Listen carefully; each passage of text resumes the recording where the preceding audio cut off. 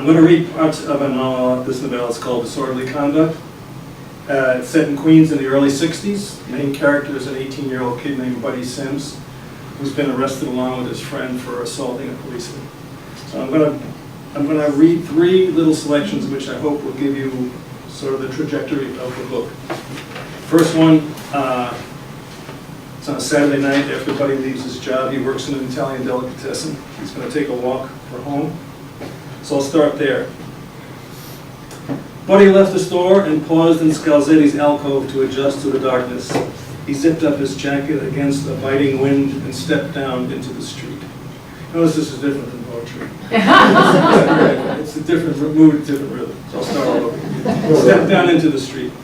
The deli lay at the intersection of Broadway and Roosevelt Avenue, where the subway and elevated line met with a hack stand and bus station.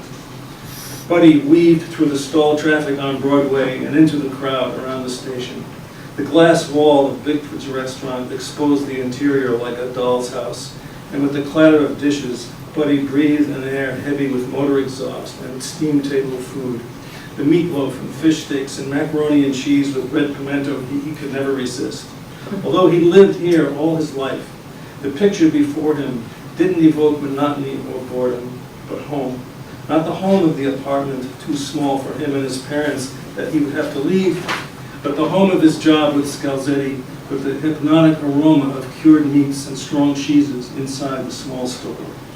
That sense of belonging to the deli, to these lights, to the press of people, was now under threat, and the dread of an uncertain future was part of his daily life.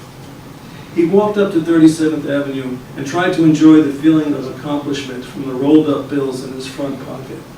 He'd worked hard for that money. It was Saturday night, and his friends would be up at the Golden Note drinking as if nothing had happened. They were the lucky ones, the ones the cops had chosen not to chase, or who'd somehow escaped when they saw the squad cars coming. Buddy may have been the only sober one that night. He'd never been much of a drinker. Any dizziness or loss of control resurrected images of his father in the days before his AA cure. Mr. Sims would come home from the Roosevelt Avenue bars and pass out either on the couch or in the bathroom. Buddy had long ago fixed on a single idea, to get out of the house as soon as possible. That was the plan. Join the Navy, see the world, even learn a trade. The old salts returned to the neighborhood with hash marks on their sleeves and tales of whores at every port from Nice to Naples and Singapore. But the trouble with Officer D'Angelo had put an end to those plans, at least for now. Buddy continued up to 82nd Street where the stores were still open, their window spaces hung with evergreens and blinking lights, with Santa and his reindeer hovering over the goods. He stopped at Harvey's swank shop and studied the display of sport shirts and fancy cufflinks. He looked over his sharkskin suit with a rolled collar shirt and matching tie and lapel handkerchief. The outfit was slick and dapper, but ever since the trouble, so much seemed frivolous. He had a decent suit anyway, dark blue, bought for court appearances. The trick in the courtroom was to look not neat but not flashy, a little poor, a little meek, back straight, chin up, hands clasped as if in church. Not with his brow furrowed in anger and his arms defiantly crossed, as at the arraignment when he tried to tell Judge Urbino that Stephen Antonelli hadn't tried to take D'Angelo's service revolver, and that he, Bernard Sims, hadn't beaten the officer about the face and body, as the prosecutor announced to a shocked courtroom. At subsequent appearances, he and Steve were silent, facing the judge directly. They avoided eye contact with D'Angelo, who stared them down every time. An L train shook the ground, and Buddy passed Balfour's Sporting Goods, where he and his friend had bought their Spartan jackets, and then Field's department store, where his mother had found the courtroom suit on sale. He stopped at a corner and remembered that confession at St. John's was still going on just one block up. If only he could pray or confess his way out of the feeling that he'd done something wrong, not in trying to pull Steve away from the crowd, but in staying in a place where trouble was brewing. Yes, he could have walked away as soon as it started, and there would have been no shame except to himself. What had kept him there? Why hadn't the police realized that he'd been telling his friends to leave as soon as D'Angelo came out of the shadows twirling his nightstick? Buddy's real need was to tell his story to someone who would sympathize, even if it was a priest. Tell him how the punishment didn't fit the crime. But why lay his misery on some naive priest who would ask him not only to forgive D'Angelo, but every cop in the precinct? Forgive them? It wasn't funny to think about this little reversal. Definitely not funny when they threw him in the back seat of the squad car with hands cuffed behind his back and a plainclothes cop on either side. The one on his left, a detective named Brian Knapp, said, "When we're through, you'll piss blood." The other said, "Turn and face me." When Buddy did so, Knapp jammed a nightstick into his kidney and pushed hard. "That's what I mean," he said. And he'd been true to his word, for both Steve and Buddy had blood in their urine for days. The squad car beating lasted until they arrived at the precinct, where Buddy was yanked from the car and pushed and kicked inside, with Steve behind him getting the same treatment, their entry greeted with cries of, "Where are those cop fighters?" The voices had all the joy of a surprise party. And for a fraction of a second, now shameful to his intelligence, Buddy entertained the notion that the police had forgiven them, that the beatings in the cars were the end of it, and now they would all be friends and have a good life. But no, the voices were angry, and Buddy and Steve were pushed into separate rooms where the world couldn't go black fast enough. The next part comes later in the book. It's a visit by Buddy and his friend Steve to Steve's grandfather in Brooklyn. Buddy and Steve turned at an L track and followed a street of three-story buildings with working stores below. Steve rang a buzzer on an unlabeled mailbox, and a woman's voice said something so mixed with static that Steve rang again and cried out, "It's me." "Go out in the street, he needs to look." "My grandpa always does this," Steve said, as they went back out and stood near the curb. A window opened on the second floor, and a young woman with her hair in curlers appeared with a shadowy figure behind her that Buddy couldn't make out. She acknowledged them with an apologetic gesture and buzzed them in. Steve stopped Buddy before they climbed the stairs. "One thing," he said, "my grandpa's nice, but a little crazy. My cousin came to the window because he had to look us over. He's what they call a mustache Pete. A long time ago, back in Sicily, he beat a guy to death over a woman. He was in his 20s and married. My old man and Uncle Sal were little kids. Then they all came over here because the dead guy had 3 brothers. He still thinks they might show up at his door." "After all these years?" Buddy asked. "He's over 90, and the older he gets, the more he thinks they're coming. When he opens the door, he'll have a tile cutter in his hand. Just ignore it." As they started up the stairs, Steve stopped Buddy again. "The girl at the window is my cousin, Paula. She goes to City College, and my Uncle Sal is pissed because he doesn't want her out of his sight." "Does she live here?" Buddy asked. "On the second floor, with Sal and Grandpa. My father's pigeon coop is on the roof, and he lives on the 3rd floor with his girlfriend." "What's she like?" "I only saw her once. He doesn't want me to visit him there." "Why not?" "I think she has his kid, and he doesn't want me to know it." Just as Buddy was about to ask more questions, he felt Steve's hand pressed into the small of his back and pushing him up the stairs. "Let's just go up," Steve said, a signal that the subject of his father was closed. Something about Steve's story cut to the basis of their friendship, and Buddy tried to grasp it as he climbed the stairs. Maybe it had to do with their fathers. Steve didn't live at home and had another family, while Buddy's father was home, but not at home, and he had another family too, the church. At the second floor, they smelled something cooking that Buddy couldn't recognize, an aroma neither pleasant nor unpleasant. Steve said, "Fava beans, my grandpa lives on them." He knocked on the door, which opened to the limit of a chain lock, and within that narrow space appeared an old man with a head of coarse silver hair cropped short. His mustache was a different color, gray as lead. Its waxed and pointed ends reached below his chin. Steve said, "It's okay, Grandpa," as the old man looked Buddy up and down and then into his eyes. "He's a friend," Steve added. The door opened wide enough for the boys to sidle into the kitchen, and when the old man closed it and reset the locks, Buddy saw that one hand held the tile cutter on a loop of twine, which he returned to a hook on the door. "This is my friend, Buddy Sims." "Mr. Antonelli," Buddy said, not sure whether to shake hands because the old man was still looking at him suspiciously.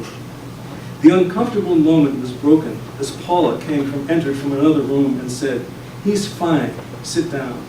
The curlers were gone, and with her head to one side, she was brushing out the curls. "This is Paula," Steve said. "Sit at the table," she said to Buddy. "He likes it when Steve visits." "She takes care of him," Steve said, referring to Paula. Reluctant to let his eyes linger on Paula, Buddy took her in like a shot of whiskey, fast and burning. This had never happened before. His throat clogged as if he might lose his power of speech, and he lowered his eyes to his folded hands on the table. He studied his knuckles and the trace of his veins and wondered if they would ever accomplish anything. The last few hours were already a rush of events, and now there was Paula. He raised his eyes to the warm kitchen with its dark yellow walls thick with the paint of generations. A holy calendar hung on a wall near a small refrigerator, and the lid of a porcelain pot rattled from the boil until Paula turned off the heat. Exchanging the hairbrush for a wooden spoon, she lifted the lid and stirred, releasing the aroma of beans cooked in oil, salt, and garlic. Once again, Buddy lowered his eyes to the backs of his hands to slow his feelings and avoid a burst of emotion which might have expressed itself in tears. He thought of the crazy old man with the tile cutter hanging on the door who looked as virile as a goat. Then there was the pigeon coop on the roof and Mr. Antonelli's girlfriend one flight up. How could they live so close together? He couldn't ask that question and felt Paula looking right through him and reading his mind. She'd stopped the word in his throat, even though he didn't know what those words might be. They took each other in. Paula had never met Buddy, but she knew he was the friend who tried to save Steve. Other than that, she didn't know what to expect. Maybe a kid like Steve. She called her cousin a kid, even though they were the same age. This one didn't say much. Tall, his dark blonde hair combed straight back, not parted, not stylish. He might have something special, but what was it? Aware of their reaction to each other, Paula asked Steve an obvious question to break the moment. "So, did you visit your father?" "We had to talk things over," Steve said. "I know what things," she said. "My father told me what happened, that it's all supposedly settled." "Supposedly," Steve said. She held Steve's look, both of them knowing what was best left unsaid, that the deal could still fall apart. Vigorously brushing her hair once again, she walked around the table to face him. "And you think that's the right way to do things?" "We don't think, we know," Steve said. "You don't know. There are lawyers who specialize in these kinds of cases." "Lawyers are a gamble," Steve said. "You don't know that. And besides, what you're doing isn't a gamble. We've had plenty of advice, and everybody said this was the way to go."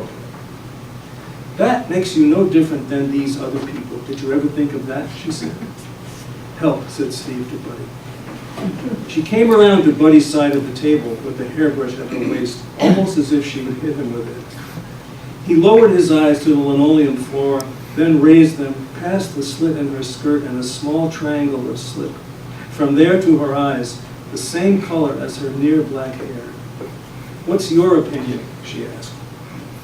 Buddy remembered that he'd been more disposed to hire a lawyer, at least at first, but there was no sense telling her that. He didn't want her to think he was bragging or to abandon Steve to her criticism. Gathering himself, he said, "We have to think about what works, and besides that, we're not exactly innocent either." "It's good that you're willing to admit it, and it will probably help." She resumed brushing her hair, tilting her head to overcome the resistance, then asked, "Is Buddy your real name?" "Buddy's my nickname. Bernard's my real name. It sounds Jewish. I'm Irish, not Jewish." "There's nothing wrong with being Jewish or Irish," she said, with a few final brush strokes. Her dark hair now framed a heart-shaped face, and her eyes, in the instant since Buddy had noticed their color, darkened even further, as though they'd been painted over. She was perfect in every way, but out of his range, out of his class. D'Angelo said, let's get down to cases. You, Antonelli, let's hear what you have to say. I hear you want to be a Marine, but look how you behaved. You want to serve your country, then you should start by respecting the law. I apologize, all right, Steve said. For what? Tell me what you did. For stepping on your hat. You did more than that. I didn't try to take your gun. So it was somebody else? Nobody tried to take your gun, Buddy said. You don't know that, D'Angelo said. It wasn't me, Steve said, as Buddy's knee pushed against him to quiet him down. So you're calling me a liar, D'Angelo asked. I'm just saying I never went for your gun, Steve said. Somebody did, and you were part of a crime. It's no different than if you drive a getaway car. You're just as guilty as the guy robbing the bank and shooting the teller. But I don't think you're really sorry. Do you realize how much trouble you could have gotten into if I didn't decide to go along? We realize that, and we're sorry, Steve said. For making a fool out of me? For broken bottles and glasses in the street? For all of your stupid friends who wanted to punch me out? For the insults? And at the time, I just tried to send you home? But no, you had to behave like a bunch of punks, and that's what you were. Admit it. At least admit that. We admit it. We both admit it. And you, Sims, what's your story? What do you have to say for yourself? I never hit you, Buddy said. I never beat you about the face and body like they said that day in court. Okay, I'll apologize for the trouble because I was there. I was part of it. I was one of them, but I never touched you. Somebody had to pay, D'Angelo said. I don't care if you touched me or not. Somebody touched me. Somebody tried to take my gun. I felt it. And besides that, once they bring in a cop fighter, the book is written. As Steve said, would you let me ask you a question? Buddy took his arm and said, no, it's all right. We don't have any questions. D'Angelo said, let him talk. Come on, Antonelli, tell me what's on your mind. I don't want this to be one way. Tell me what you really think. Tightening his grip on Steve's arm to hold him back, Buddy said, so we tell you what we think and you walk away from the deal. We can't do that. D'Angelo leaned back as if to stretch, his hands deep in his jacket pockets. He looked from Buddy to Steve. I'll give you my word. Say anything you want. You might as well, because in a way, that's what you're paying for. Come on, Antonelli, come on, let's see what you've got. He beckoned to Steve with both hands as if getting ready to fight. Steve said, do you think we deserve to be charged with something we didn't do? Wasn't it all a bunch of lies about who did what? A crime was committed and you were caught. It can't be any other way. So you're not responsible? Why should I be responsible? You stopped on my hat. Did we deserve all that? The beating, the phony charges? You did or somebody did. You paid the price for your friends. Two guys in a war walk along the road. The shot rings out. One guy dies and the other one lives. There's no justice. It's just the way it is. You got caught and your friends didn't. It's not the same, Buddy said. D'Angelo said, don't look for me to apologize. It won't happen. You think I owe you something, but you owe me. Do you know what I have to do to clear your names? I have to tell the prosecutor to give 2 cop fighters a break after what was done to me. I have to say there were so many of you, I couldn't be sure that you two were the ones who beat me up and tried to take my gun. I have to destroy my credibility in front of a judge who's going to say to himself, this cop's been bought. A judge I'll see again and again. And let me tell you something else before I get the hell out of here. I didn't want this. I didn't ask for this way of resolving it. You did. There's an expression you both know, good cop and bad cop. I always wanted to be the good cop, but now that's impossible. I tried to be a good cop that night. I gave you and your friends every chance to get the hell out of there, to disperse, go home, but nobody did. So I got myself into this mess, with you, with my superiors. I had to play everybody's game. So now I'm corrupt. Do you understand that? Do you understand what you did to me? And you have the nerve to ask me to justify myself? He pushed his coffee forward, then stood up and edged into free space, He zipped up his jacket and put up the collar, all the while staring them down, then walked out of the restaurant. Buddy and Steve watched until he disappeared down the subway steps. Okay, I'm gonna put there.